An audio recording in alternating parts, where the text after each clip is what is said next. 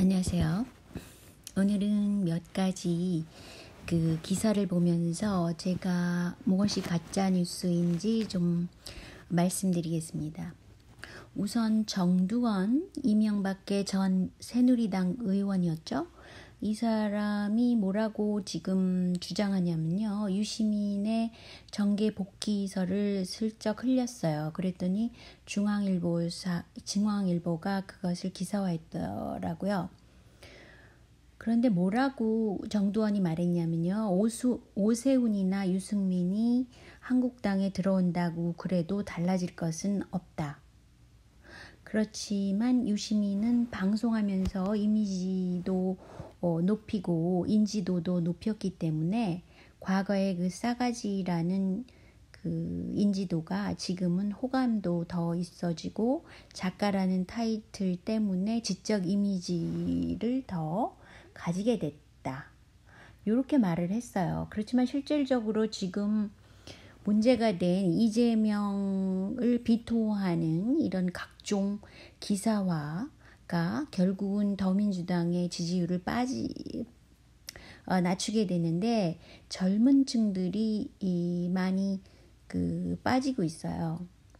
그러고 또 그와 동시에 한국당의 이미지가 올라가는데 오세훈 지지세가 지금 합쳐져서 그랬다고 그러는 분석이 있더라고요.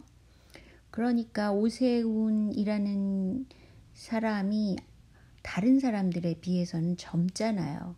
그러니까 젊은 층들이 기대를 할 수도 있겠다 그런 생각이 들더라고요. 그러니까 정두원이 말하는 것과는 좀 다른 입장이죠. 그런데 더민주당이나 대통령의 지지율이 젊은 층에서 좀 빠지고 있다고 그러는데요. 왜 하필이면 이 시기에 이재명 지사가 핵심 공약으로 내세웠던 청년국민연금 생애 최초 청년국민연금 147억 원을 삭감할 예정이랍니다. 경기도의회 상임위원회에서요. 이것은 경기도의회라는 것이 굉장히 전해철 또 삼성 김진표 이런 사람들의 영향하에 돌아가기 때문에 지금 아무 생각 없이 이재명 지사의 공약이기 때문에 이것을 무조건 비토하는 거라고 볼 수 있는데요. 단순히 그 이미지 정치로 그 정치를 해 나가기 때문에 이런 지금 현재 지지율이 왜 빠지는지 무엇이 문제인지 이런 것조차 지금 더민주당에서는 감지하고 있지 못한 건지 안 하려고 그러는 건지 정말 한심하다고 생각합니다. 지금 청년국민연금을 왜 이재명 지사가 주겠다고 그러는 것이냐면요. 그만큼 청년들에게 그 희망을 부여해주고 그래도 국가가 당신 젊은 층 청년들을 위해서 이렇게 해주고 있다는 그 북돋아주는 그런 공약이에요. 그 1인당 청년들이 얼마를 지금 지급한다 그래서 청년들이 지지율이 올라가겠어요. 그런 건 아니거든요. 그런데도 불구하고 왜 경기도의회에서는 무조건 이재명이 공약으로 내세웠으니까 이거를 하면 안 된다. 이런 말도 안 되는 진짜 어린애 같은 그런 생각을 해서 이것을 삭감 예정이라 그럽니다. 너무 한심하죠. 그런데 제가 이재명 지사를 또 겨냥한 가짜뉴스 3개를 찾았는데요. 그 첫째가 왜 정의를 위하여 개정이 이재명 지사 부인인 김혜경 여사의 것이 아니라는 것이 완전히 드러났고 특히 송 이어링스라는 사람이 나타나서 정의를 위하여 개정은 내 건데 왜 자꾸 그러냐라고 이미 국회에서 발표를 했음에도 불구하고 주류 방송과 언론에서는 이것에 침묵하고 있다는 것이죠. 너무 놀랍지 않아요? 그리고 KBS 가짜뉴스 둘로 제가 뭘 말씀드리냐면요. 그동안 이재명 지사 보고 뭐라 그랬냐면 당신이 보건소장을 함부로 다른 쪽으로 다른 데로 옮겼다. 인사 처리를 이재명 시장이 하지 않았냐 그러면서 왜 보건소장이 다른 곳으로 이전한 것에 대해서 이재명 지사를 막 공격했었거든요. 근데 실제로 보니까 성남시 전 부시장인 박정호 새누리당으로 간 그 사람이 직접 하는 말이 구성수 보건소장이 너무 힘들다고 해서 내가 인사 처리를 했다. 이렇게 얘기를 한 겁니다.